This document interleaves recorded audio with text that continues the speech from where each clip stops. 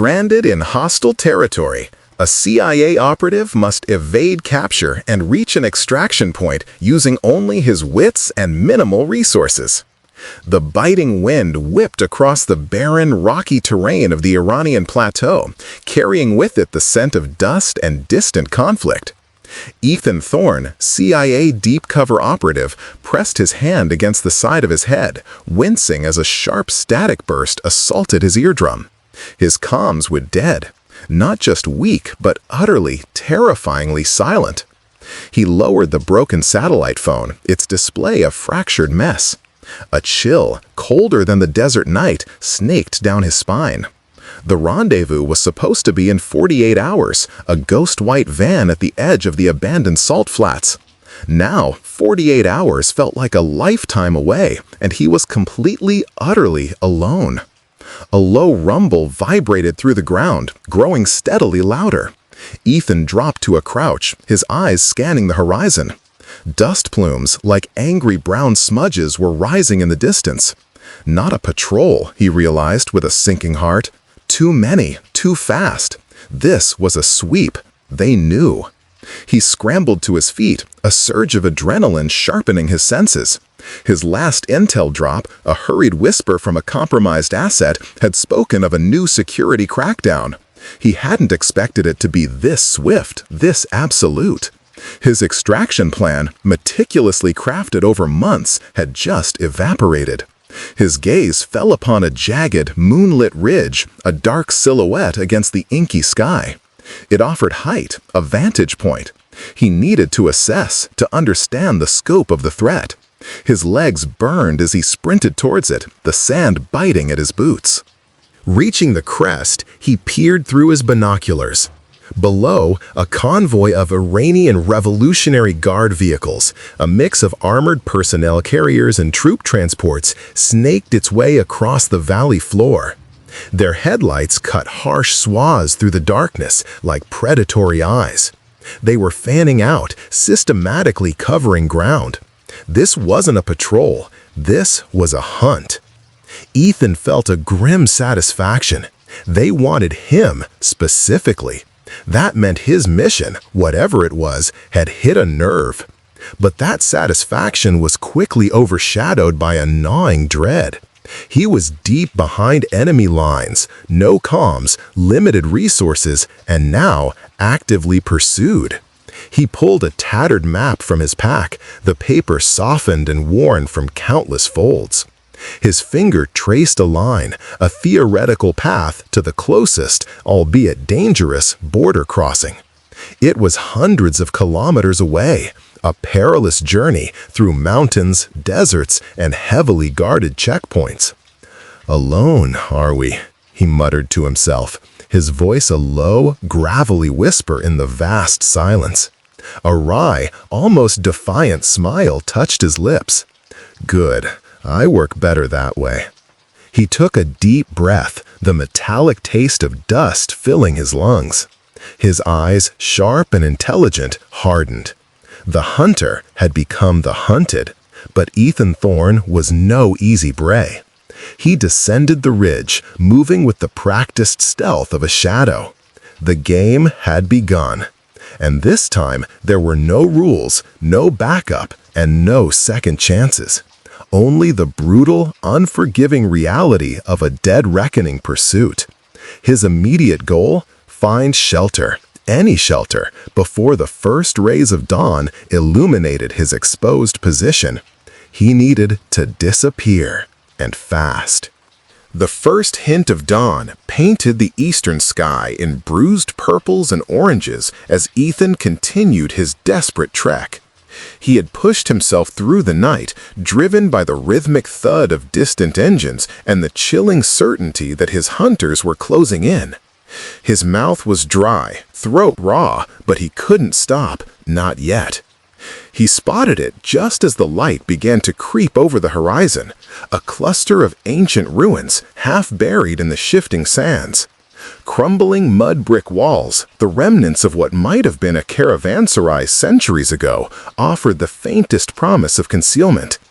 It was a risk, Such places often attracted drifters, smugglers, or worse, local patrols. But he had no other option. He moved cautiously, his senses on high alert, every shadow a potential threat. The air was still, broken only by the crunch of his boots on the sand and the frantic beating of his own heart. He slipped between two collapsing walls, entering a courtyard where the wind had carved intricate patterns into the packed earth. The silence within the ruins was heavy, oppressive. He moved from one shadowed corner to another, his hand instinctively going to the hilt of his combat knife. He checked each alcove, each crumbled room, finding nothing but dust, decay, and the ghosts of long-dead travelers. Finally, he settled into a recessed archway, its thick walls offering some protection from the elements and a decent field of view. He pulled out a small high-energy bar, forcing himself to chew slowly, conserving his strength. His eyes constantly scanned the desolate landscape beyond the ruins. Minutes stretched into an hour. The sun, now fully risen, beat down with a relentless intensity. Sweat trickled down his temples, stinging his eyes. He saw nothing, heard nothing, but the quiet hum of the desert, a deceptive calm. Suddenly, a faint glint caught his eye. Distant, almost imperceptible.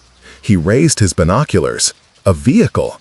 Not a military one, but a beat-up civilian pickup truck, kicking up a rooster tail of dust as it bounced over the uneven terrain. It was heading directly towards the ruins. Ethan cursed under his breath. Bad luck, or they were getting desperate, checking every potential hiding spot. He melted further into the shadows, his muscles tensing. He couldn't risk a confrontation, not now, not when he was still so far from his objective. The truck rattled closer, its engine sputtering. It pulled to a halt just outside the ruins. Two figures emerged, dressed in worn traditional clothing. One was older, gaunt, with a grizzled beard. The other, younger, with sharp, suspicious eyes. They carried old bolt-action rifles slung loosely over their shoulders. Local herders, perhaps, or scavengers. The older man gestured towards the ruins, speaking in rapid Farsi.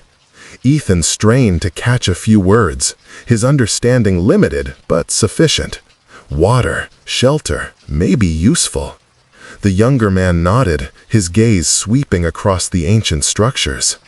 Ethan held his breath as they entered the courtyard. They weren't looking for him, not specifically, but they were thorough. Their eyes raked over every shadow, every potential hiding place. He pressed himself against the rough stone, willing himself to be invisible. His heart hammered against his ribs. He could feel the vibrations of their footsteps through the earth. The younger man stopped, directly opposite Ethan's hiding spot, his head tilted. He frowned, his eyes narrowing. Ethan could see the faint stubble on his chin, the suspicious twitch of his eyebrow. He was looking right at him, or rather, at the darkness where he was concealed. The older man called out, his voice gruff. "Anything, boy." The younger man hesitated, then slowly shook his head, a hint of unease still lingering in his expression. "No, Baba, just the wind." They continued their search, eventually moving to the far side of the ruins, their voices fading. Ethan let out a slow, controlled breath he hadn't realized he was holding. That was too close, far too close. He watched as they eventually climbed back into their truck and drove off, leaving him once again in the desolate silence. He knew then that the desert, vast and empty as it seemed, offered no true anonymity. Every echo, every shadow could lead his pursuers to him. He was a ghost in the sand, but ghosts, even in the desert, could leave footprints. He needed to be smarter, faster, and more ruthless than he had ever been before. His survival depended on it. Ethan's exhaustion was a heavy cloak, but he couldn't afford to succumb to it. The encounter at the ruins was a stark reminder of his vulnerability. He needed a plan, a way to not just evade, but to counterpunch. He knew there was a local CIA contact, an asset codenamed Sparrow, operating in a remote village a day's walk to the northeast. The last intel report had placed Sparrow there, but that was weeks ago. There was no guarantee the asset was still active, or even alive. The risk was enormous, but the alternative was a slow, inevitable capture. The sun was a merciless hammer by midday, baking the earth and shimmering the air. Ethan kept to the wadis, dry riverbeds, where the ground was softer and the overhanging rock offered intermittent shade. His mind, however, wasn't on the physical discomfort. It was replaying every moment of the mission, every detail of the intel he'd gathered. He needed to find a way to transmit a message, a coded message that only Sparrow would understand. As he moved, he reached into his pack, pulling out a small, unassuming rock he'd picked up from the ruins. It was a fragment of a larger stone, its surface etched with strange, almost imperceptible symbols. He had recognized them instantly, not as ancient pictographs, but as a sub-language, a form of steganography used by the agency for secure, non-digital communication. He knew the asset would know it. The village came into view late in the afternoon, a smattering of low-slung mud brick houses clinging to the side of a dusty hill. A single thin plume of smoke rose from a chimney, a fragile sign of life. Ethan watched it from a distance, hidden behind a cluster of boulders. He saw a few figures moving about, a woman carrying a bucket, a boy chasing a stray dog. All appeared normal, and that, in his experience, was the most dangerous kind of normal. His plan was simple: get in, find Sparrow, pass the message, and get out. The village was too small, too isolated for a direct assault, but that also meant any new face would stand out. He waited until dusk, the blue light of twilight softening the harsh edges of the landscape. He changed his clothes, swapping his tactical gear for a frayed local tunic he'd kept for an emergency. He smeared his face and hands with dust, a poor man's camouflage. He entered the village as the first stars began to prick the sky. The smell of cooking smoke and stale tea hung in the air. He moved silently, his boots barely disturbing the dust. He found Sparrow's house just as the intel had described, a small, unassuming dwelling at the edge of the village, its door slightly ajar. He pushed the door open, the faint creak of the hinges a deafening sound in the quiet evening. Inside, a single oil lamp cast flickering shadows on the walls. A man sat hunched over a small table, his head in his hands. He was older, his hair a shock of white, his shoulders bowed with what looked like profound exhaustion. This was Sparrow. Ethan closed the door behind him, his heart a drum against his ribs. The man didn't move, didn't even look up. "Sparrow?" Ethan said, his voice low and a little hoarse. The man flinched violently, his head snapping up. His eyes, wide with fear, locked onto Ethan. His face was a roadmap of worry lines, his lower lip trembling slightly. "Who are you? How did you—" "I'm with the Fifth Act," Ethan interrupted, using the agency's internal code word. "I'm compromised. Comms are dead. I need to get a message to extraction." Sparrow's expression shifted, the fear replaced by a mix of recognition and dread. "Fifth Act? We haven't had contact in weeks. I thought you were all gone." His gaze flickered to the door, a haunted look in his eyes. Ethan's shoulders slumped. "What happened?" he asked, his voice softer now. "Where is everyone else?" "They know," Sparrow said, his voice a ragged whisper. He gestured vaguely toward the window. "They're watching. They've been here for days. They move like ghosts in the desert, but I know they're there. They want me to lead them to you." His eyes welled up with tears of pure terror. "I've been trying to get away, but they're everywhere." Ethan felt a knot tighten in his gut. The sweep wasn't just for him. They were rounding up everyone. Sparrow was a canary in a cage, meant to sing to his captors. "I have a message for HQ," Ethan said, pulling the rock from his pocket. "It's a dead reckoning message. The coordinates are etched here. Only HQ will understand." He held out the small stone. Sparrow's hand shook as he took it. his fingers tracing the faint symbols. His face, etched with fear moments before, now held a glimmer of something else, determination. "I can do this," he whispered, as if trying to convince himself. "I have to get it to them." Suddenly, a loud, insistent knock echoed through the house. 3 sharp raps. Sparrow's eyes went wide, his face drained of all color. "No," he whimpered. "It's them. They know I'm not alone." Ethan's hand went to the hilt of his knife. He saw Sparrow's look of utter panic and shook his head. "Stay quiet. Let me handle this." He moved to the small window, his eyes narrowing as he peered through a crack in the curtains. 2 figures stood outside, their shadows long and distorted by the moonlight. They were not local villagers. They were too still, too professional. The unmistakable gleam of a rifle barrel caught the faint light. They were waiting. They weren't going to knock again. They were going to kick the door in. "Listen to me," Ethan said, his voice an urgent low growl.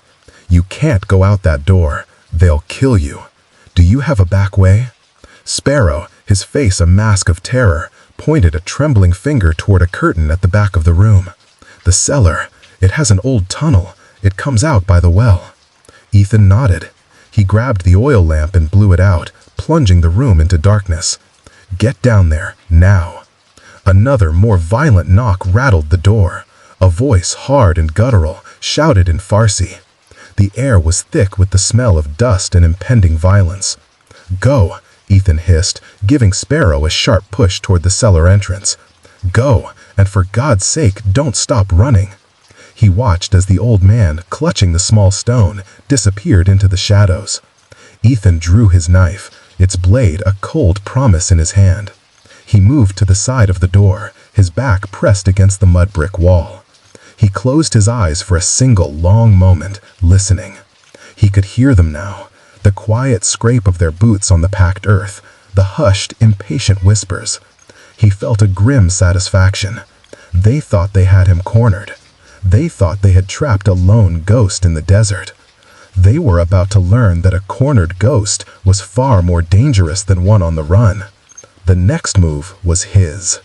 The door splintered inward with a loud crash, the sound echoing ominously in the small, dark room. 2 figures in tactical gear, their faces obscured by balaclavas, stormed in, their rifles raised and ready. They were professionals, moving with a silent, synchronized efficiency that spoke of military training. Ethan wasn't there. One of the men, a tall, burly figure, swept his rifle's beam across the empty room, his gaze scanning the shadows. "Clear," he said into his comms, his voice a low, frustrated growl. "He's gone. He must have seen us coming." The second man, smaller but no less lethal, moved to the small window, his eyes narrowing. "There's fresh footprints," he said, pointing to a disturbed patch of dust near the door. He was here. The asset was with him, the old man. The burly man cursed, his hands tightening on his rifle. They wouldn't have gone far. The village is surrounded. He's trapped. As they spoke, a low groan emanated from a pile of old blankets in the corner. The burly man turned, his rifle instantly trained on the source of the noise. The smaller man kicked the pile of blankets aside, revealing a bound and gagged villager, his eyes wide with terror. It was the shopkeeper. Ethan had found him after he'd slipped in, tied him up, and gagged him. A grim-faced decision, but a necessary one to ensure the man wouldn't raise an alarm. "Where is he?" the burly man demanded, his voice a cold blade. He ripped the gag from the shopkeeper's mouth. The villager, his face pale with fear, stammered in Farsi. I don't know. He just appeared like a ghost." He pointed a trembling finger toward the door. "He was with the old man, Sparrow. They went out the back." The smaller man looked at his partner, a glint of cruel satisfaction in his eyes. "Let's check the cellar. The old man said he has a tunnel." They didn't see the tiny glint of light, just a flicker, on the ceiling above them. They didn't hear the almost imperceptible scrape of a boot on a rafter. Ethan was on the roof. He'd climbed through a small, forgotten opening to a crawl space and shimmied up, a ghost in the ancient walls. He was directly above them, peering through a thin crack in the ceiling.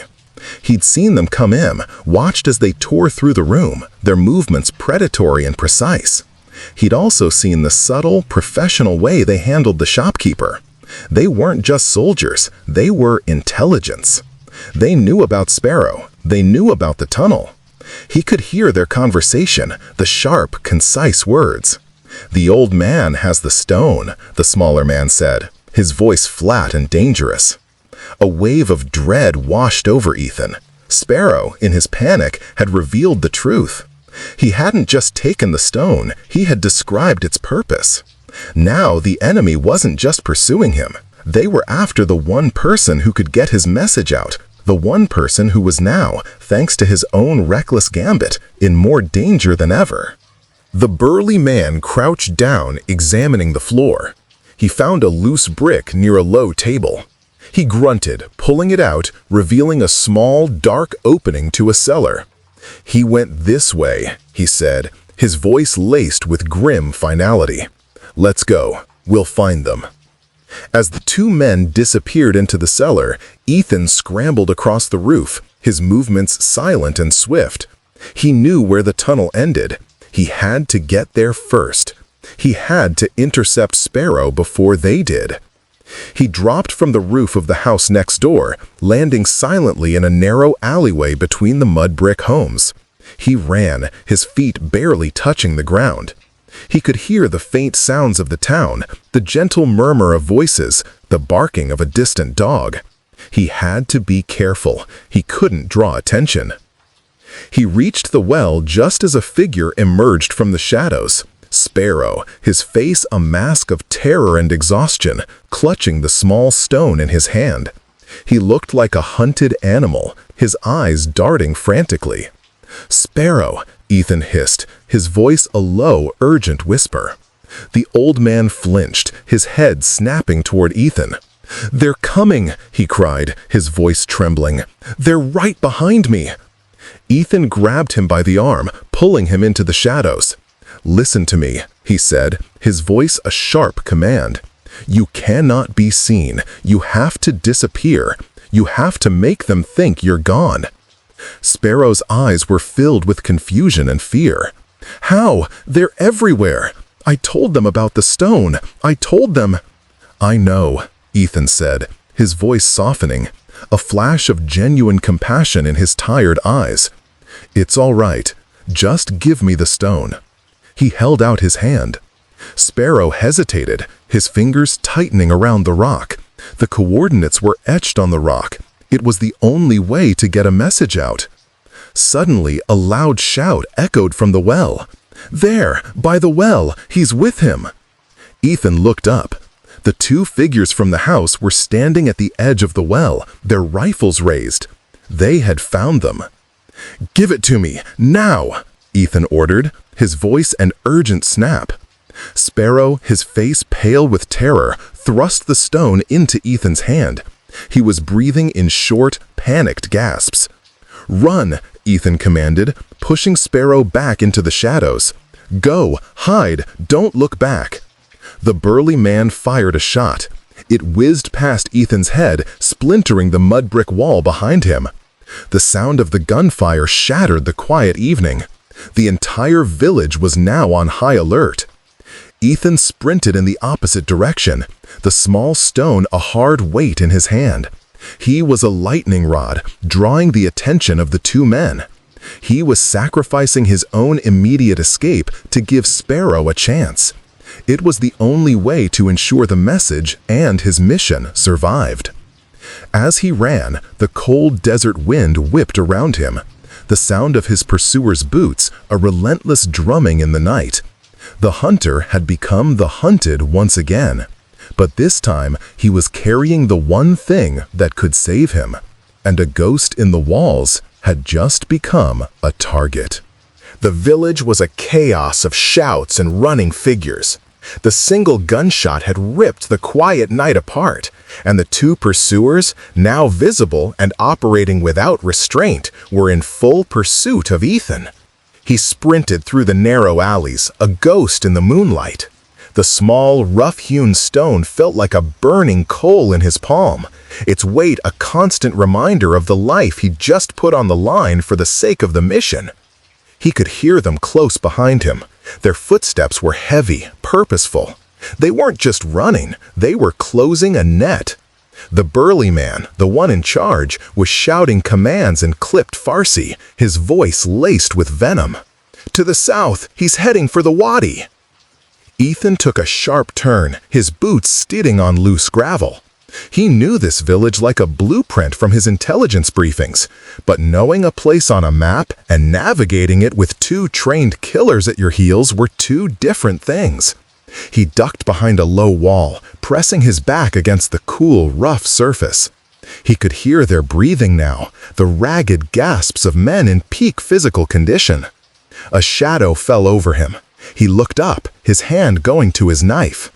It was the smaller man, the one with the cruel eyes. He was standing on the roof of a house, peering down into the alley. His rifle was raised, pointed directly at Ethan. He fired. The shot was deafeningly close. Ethan hit the ground, the bullet's sharp crack echoing off the walls as it buried itself in the mud brick where his head had been a second ago. The burly man rounded the corner, his face grim. "He's here, by the bakery!" Ethan scrambled to his feet, a fresh surge of adrenaline coursing through his veins. He had to draw them away from Sparrow, from the rest of the village. He needed to make them think he was heading for a specific location. He ran, not toward the wadi as they expected, but straight toward the heart of the village, toward the old abandoned well at its center. He could feel their net tightening. From a few directions, he could hear the sound of vehicles starting, their engines a low, menacing rumble. They had brought more men. They were blocking off the escape routes. As he reached the well, he noticed a group of terrified villagers huddled in a doorway, their faces pale with fear. He locked eyes with an old woman, her expression a mix of terror and profound sorrow. She knew. She understood the unspoken code of the hunted. He gave a single, almost imperceptible nod, a silent apology. He climbed the wall of the well, his movements a blur of desperate energy. He jumped onto the stone rim, a silhouetted target against the moonlight. "Here I am," he shouted in Farsi, his voice hoarse. "Come and get me." The two men stopped, their eyes trained on him. They had him cornered.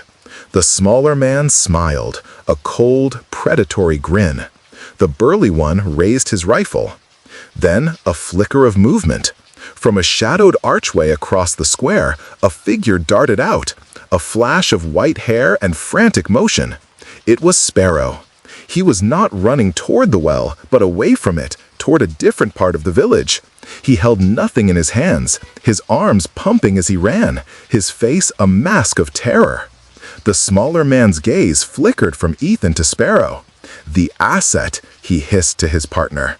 "The stone," the burly man snarled back, a grim calculation in his eyes. He lowered his rifle from Ethan, his expression now a mix of fury and dawning realization. "It's a diversion. He doesn't have it." Ethan watched with a sick feeling in his gut. His plan had worked. They believed Sparrow had the stone, and they were abandoning him to pursue the asset. He had saved the mission, but he had just signed Sparrow's death warrant. The two men took off after Sparrow, their footsteps echoing through the square.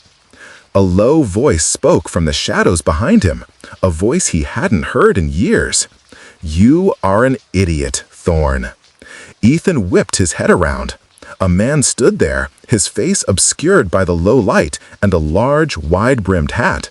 It was Alexander, his old handler, the man who was supposed to have extracted him. His face was a hard mask of disappointment and concern. "The asset is not a decoy. He is a sacrificial lamb. They will not stop until they have him. You must go back for him." Ethan's face hardened with grim resolve. He knew Alexander was right. He couldn't let Sparrow die for a lie. He had to go back. He had to retrieve the stone he had given him. He had to save him. The rumbling of the vehicles grew louder. The net was closing, and now he was a ghost in the walls with a mission to save a man who was already as good as dead. He jumped off the well, the small, hard stone a dead weight in his hand, and ran into the shadows, a ghost on a desperate mission. The chase was over.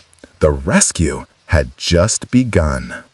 The sound of the pursuit echoed through the narrow streets of the village, not a chase, but a brutal, methodical hunt.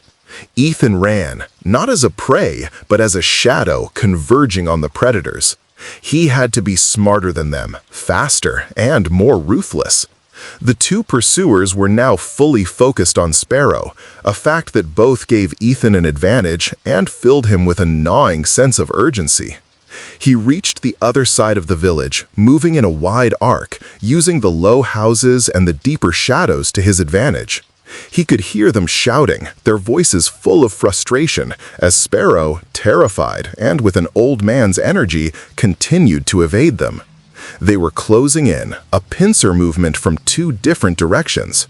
He saw the smaller man first. He had cornered Sparrow behind a large discarded cart. The man's rifle was up, pointed directly at the old man's head. "The stone," he snarled in Farsi. "Where is the stone?" Sparrow, his face streaked with tears and dirt, just shook his head, his hands held up in a gesture of pathetic surrender. "I don't have it," he whimpered. "Please, I don't have it." The burly man appeared from the other side, his face a mask of cold fury. "He's lying," he said, his voice flat and dangerous. "Search him." The smaller man grabbed Sparrow, roughly patting him down. The old man cried out in pain as the man's hands probed his pockets, his tunic. "Nothing," the smaller man said, his voice laced with disbelief. "It's not on him." "Where is it?" the burly man demanded, taking a step closer, his face inches from Sparrow's. "The man who was with you, where is he?" He took it. Sparrow, his eyes wide with fear, looked up, his gaze darting to a rooftop above them.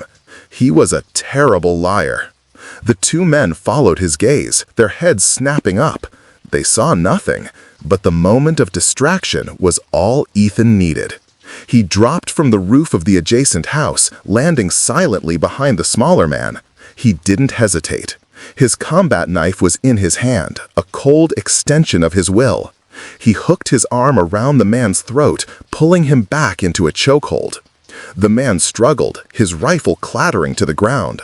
The burly man reacted instantly, his own rifle coming up. He fired, but the shot was wild, a desperate attempt to hit Ethan without hitting his partner. "Drop it," Ethan growled, his voice a low, gravelly whisper in the man's ear.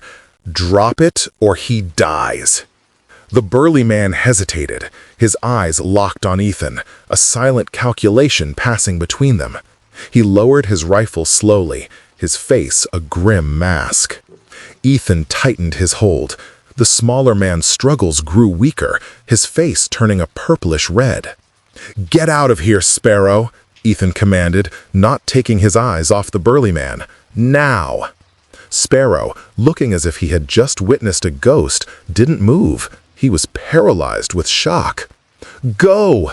Ethan roared, his voice filled with a desperate urgency. The old man finally snapped out of his trance and scrambled away, disappearing into the shadows. "You let him go," the burly man said, his voice low and full of menace. "He's just an old man. He is no threat to us." "The stone," Ethan replied, his voice a cold steel. "The coordinates are on the stone. It's the only way for me to communicate with my people. Without it, you can't stop me." A flicker of understanding, and something more sinister, passed through the burly man's eyes. He had realized the truth. The stone was not just a communication tool, it was the entire mission. It was the key to what Ethan had discovered. Suddenly, a new voice cut through the tense silence. "Drop the man, Thorne." Ethan's head snapped around. Alexander was standing in the shadows of the alleyway, his hands raised in a gesture of false surrender. He was not alone. 2 other figures stood behind him, their faces hidden in the darkness. "It's over, Thorne," Alexander said, his voice calm, almost sympathetic. "You are outnumbered. You're compromised. Give us the stone and we can all go home." Ethan's eyes narrowed. He looked from Alexander to the 2 men. They were not his people. He could see it in the way they stood, in the cold, detached expression on Alexander's face. He wasn't there to help him. He was here to stop him. A third party, an unseen player in a game of deception and pursuit. He had been so focused on the enemy in front of him, he hadn't seen the one behind him. The burly man, seeing the new arrivals, let out a harsh laugh. "You see, Thorne," he said, a grim, satisfied smile on his face. "You are not just a ghost. You are a pawn in a bigger game." Ethan's grip on the smaller man tightened. The man was a tool, his life a bargaining chip. He looked at Alexander, his face a mask of betrayal and cold, hard clarity. "You were the leak," he said, his voice a low, gravelly accusation. "You sold us out." Alexander's expression didn't change. "We had to, Thorne. It was the only way to get what we wanted. The information you possess is too valuable to be left to the mercy of a broken system." Ethan felt a rush of cold fury. This wasn't about the mission anymore. This was about something else entirely. Something rotten and corrupt at the very heart of the agency. He had to make a choice. He could fight, a one-man army against 3 factions. Or he could find a way to make all of them lose. With a sudden, violent motion, he thrust the man he was holding toward the burly man. A human shield. The 2 new arrivals, not wanting to risk hitting their own man, hesitated for a split second. It was all Ethan needed. He ran, not toward the well, not toward the wadi, but straight into the heart of the village, disappearing into the labyrinth of alleys and shadows, the small stone still clutched in his hand. The true chase, he realized, had just begun. He was now a ghost, not just in the desert, but in a war he didn't even know he was fighting. Ethan didn't stop running until the shouts of his pursuers faded into a distant echo. He found a hiding place in an abandoned stable, the air thick with the smell of old hay and dust. He collapsed onto the floor, his chest heaving, his muscles screaming in protest. The small, rough stone was still clutched in his hand, a cold anchor of his reality. He was alone, hunted by a corrupt faction within his own agency, and the very men he was sent to gather intelligence on. He sat in the darkness, the events of the night replaying in his mind. Alexander's cold betrayal, the calm, calculated way he had spoken, as if selling out his own agent was a simple business transaction. The realization that his entire mission, his entire life in the field, was a lie. He wasn't a hero, he was a pawn. A wave of cold, hard rage washed over him, a feeling far more dangerous than any fear. He wasn't just on the run anymore, he was going to expose them. He was going to unravel the conspiracy from the inside out, and he was going to start with the man who had the answers. He had to find Alexander. He pulled a small, battered first aid kit from his pack and started to clean the cuts and scrapes on his hands. He knew Alexander's methods. The man was a ghost, a puppeteer who operated from the shadows. Finding him would be near impossible. But Alexander was arrogant. He would assume that Ethan, compromised and isolated, would be a broken man. He would assume that Ethan would seek help, that he would be looking for a way out. He would underestimate him. That was Alexander's mistake. Ethan spent the rest of the night planning. He used the limited resources he had to craft a new strategy. He found an old rusty knife, a few pieces of wire, and some thread. He began to fashion a crude, makeshift weapon, a silent and deadly tool. He was no longer running. He was preparing to strike. Morning came, the sun a pale, anemic light seeping through the cracks in the stable walls. Ethan moved with renewed purpose. He left the village, heading not toward the border, but back toward the salt flats where his extraction was supposed to take place. It was a risk, a calculated one. He knew Alexander would be looking for him there. He arrived just before dusk, the salt flats a vast, empty expanse of blinding white. The setting sun painted the sky in streaks of gold and purple, but the beauty of the landscape was lost on him. He found a small cave in a rocky outcrop, a perfect vantage point. He waited. He didn't have to wait long. A single black SUV, its windows tinted, pulled up to the edge of the flats. Alexander emerged, his silhouette a familiar, chilling presence against the horizon. He walked to the edge of the vehicle, his hands in his pockets, his posture relaxed, almost casual. He was waiting. He expected Ethan to come to him. Ethan moved from his hiding spot, his movements slow and deliberate. He approached the SUV from the side, keeping the vehicle between himself and Alexander. He was a silent predator, stalking his prey. He reached the vehicle, and without a sound, he opened the back door and slipped inside. He didn't find what he expected. Instead of a driver, he found a woman. She was young, her hair a riot of dark curls, her eyes wide with fear. She was bound and gagged, her hands and feet tied with a thick rope. Her eyes pleaded with him, a silent scream. He recognized her instantly. She was a local intelligence asset he had worked with briefly, a valuable contact named Zoya. Alexander hadn't come to meet him. He had brought a hostage. He heard the crunch of footsteps on the salt. Alexander was coming to the back of the SUV. He was going to open the door, and Ethan was going to be caught. It was a trap, a masterfully executed one. Ethan's mind raced. He had a choice. He could fight, a close-quarters struggle in a confined space, or he could play their game. He looked at Zoya's terror-stricken face. He knew he couldn't leave her. She was a link to his past, and now a victim of Alexander's treachery. Alexander opened the door, and his face, usually a cold mask of control, was replaced by a look of utter shock. He hadn't expected to find Ethan in his car, holding his captive. "Hello, Alex," Ethan said, his voice a low, chilling whisper. He held the rusty knife to Zoya's throat, the blade a cruel promise against her pale skin. "Let's talk." Alexander's eyes widened, a flicker of genuine fear in their depths. The puppet master had just been caught in his own strings.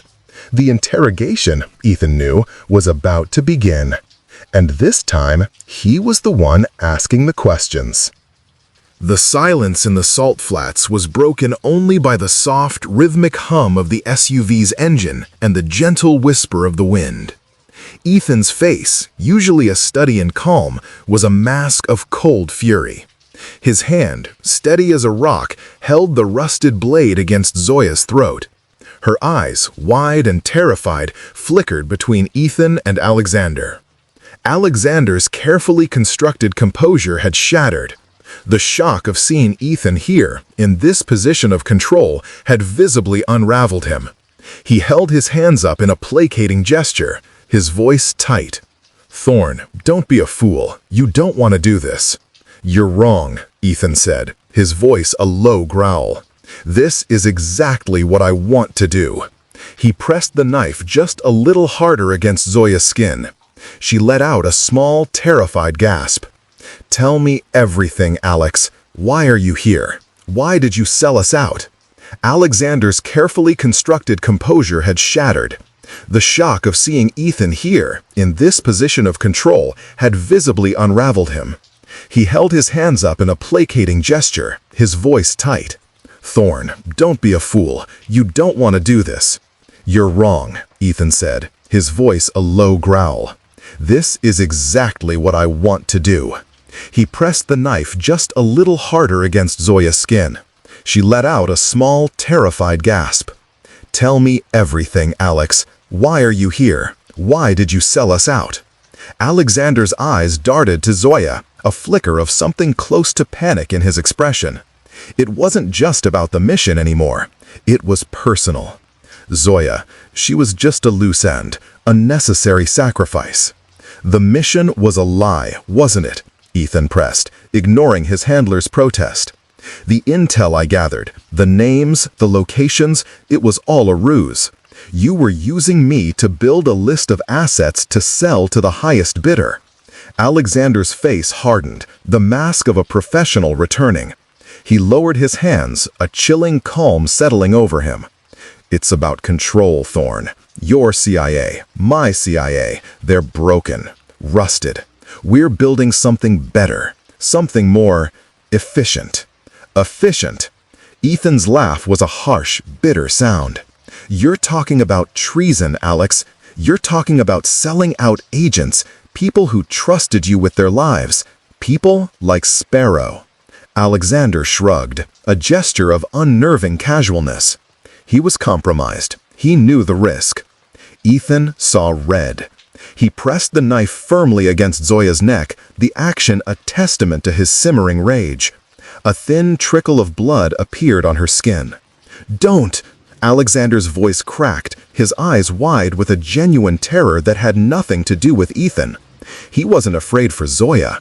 He was afraid of what Ethan would do if he lost his leverage. "Thorne, wait. We can talk about this. I can get you out. Just let her go." Ethan's eyes narrowed. "You're not afraid for her, are you? You're afraid of what I'll do. Who is she to you, Alex? She's not just a loose end."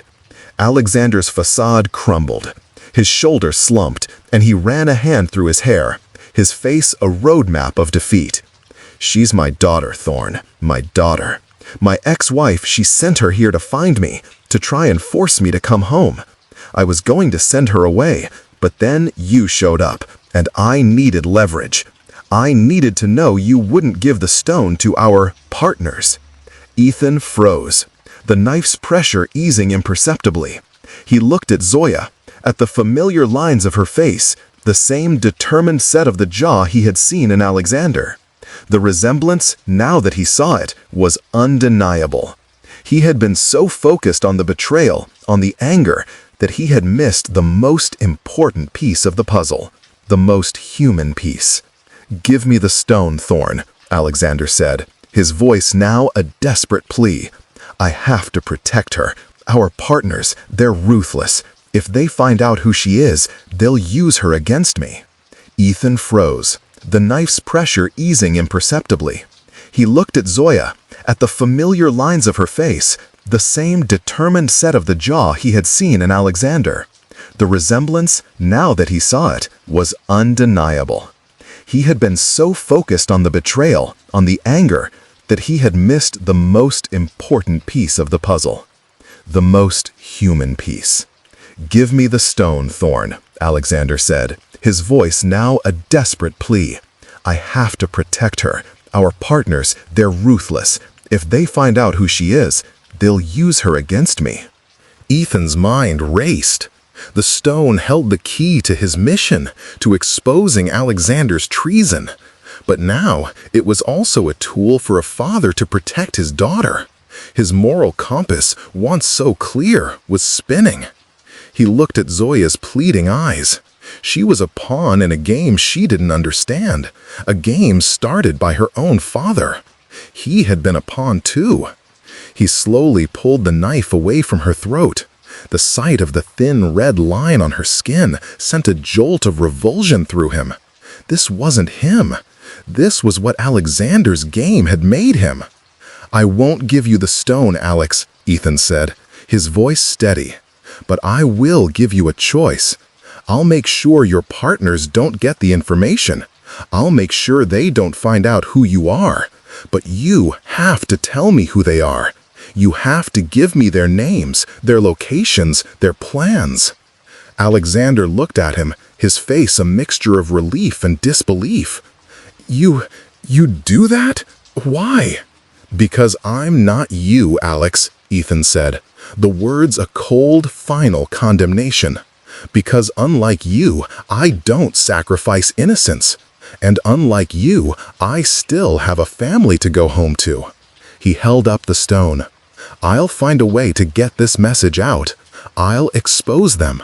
But I won't do it by sacrificing your daughter. The choice is yours. Help me stop them, or I'll expose you and your pathetic attempt at a better world to the very people you're trying to impress." Alexander looked at Zoya, then back at Ethan. The decision was agonizing. A war between a father's love and a traitor's ambition. His eyes, once so cold and calculating, now held a single, undeniable emotion: fear. The fear of losing everything. "I'll tell you everything," Alexander whispered, defeated. "But we have to move fast. They're closing in. They'll be here soon." Ethan nodded, a grim satisfaction settling over him. He knew this was a gamble, a desperate play. But for the first time since this nightmare began, he felt like he was back in control. The interrogation was over. The hunt had just changed targets. He was going to expose the real enemy, and this time he was not going to be alone. The silence that followed Alexander's confession was a heavy, suffocating blanket. Zoya, now unbound and sitting with her face buried in her hands, was a silent testament to her father's betrayal. Alexander, his shoulders slumped in defeat, began to speak, his voice a low, hurried monotone, a river of information pouring out. "They're a rogue faction, former and current intelligence officers, disgruntled and disillusioned with the system," he explained, his eyes darting around as if expecting them to appear at any moment. "They call themselves the Consortium. They believe nations are an outdated concept. They want to create a new world order, one based on a shared economy and a single unified government. They need capital, and the best way to get it is to sell secrets, technology, people." Ethan listened intently, his mind a whirlwind of information. The Consortium had been using compromised assets to infiltrate governments, not for intelligence, but to create a network of influence. The intel he had gathered, the mission he had been on, was a list of these assets, a list that Alexander had been creating and selling for the Consortium. "They're using a digital dead drop in Dubai, a server hidden in a cloud data center. They're going to upload the list and all the intel you gathered within the next 24 hours. Once it's uploaded, it's gone, a single push of a button." Ethan's mind raced. He had the key, the stone with the coordinates. The plan was no longer to transmit the message to his own people. The plan was to stop the upload, to dismantle the Consortium's network from the inside. "The stone," Ethan said, holding it up. "What does it do? Does it hold a code to stop the upload?" Alexander shook his head. "No. The stone, it's a key to a back door. It's an analog override. It's the only way to get a physical location of the server." He looked at Zoya, then back at Ethan. "It was our failsafe, our way to stop them if they ever went too far." Zoya looked up, her face a mix of fear and confusion. "Papa, what are you saying?" "He's saying, you're the key, Zoya," Ethan said, his voice calm and deliberate. "You're the failsafe. Your father didn't just give me the stone, he gave me a way to find the server. The coordinates are on the stone, but the rest of the code is in your memory. It's a bio key, a code that's only in your head." Zoya's eyes widened in horror. "What? No, I don't know any code." Alexander hung his head. "I put it there, when you were a child. A series of numbers, dates, a pattern. I knew they would never look for it in the memories of a child. I'm sorry, Zoya. I never wanted you to be a part of this." Ethan felt a grim satisfaction.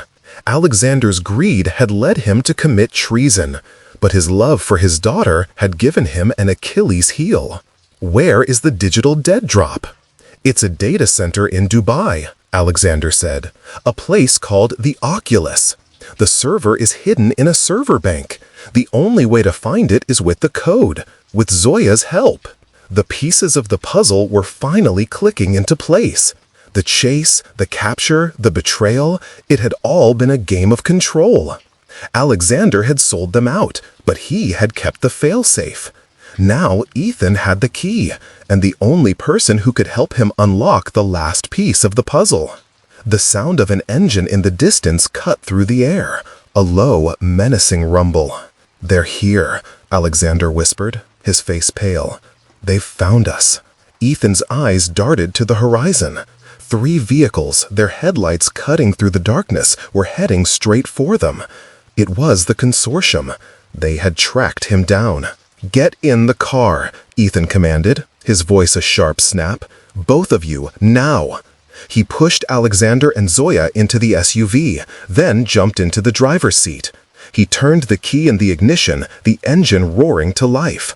He put the vehicle in gear and floored it, the tires kicking up a cloud of salt and dust. The chase was on. But this time it wasn't about running. It was a desperate, high-stakes race against time. He had a rogue agent and his unwitting daughter as his allies. He had a small, rough stone with a code and a name, the Oculus. He had to get to Dubai, stop the upload, and expose the consortium before they could expose him, and before they could silence Alexander and Zoya forever.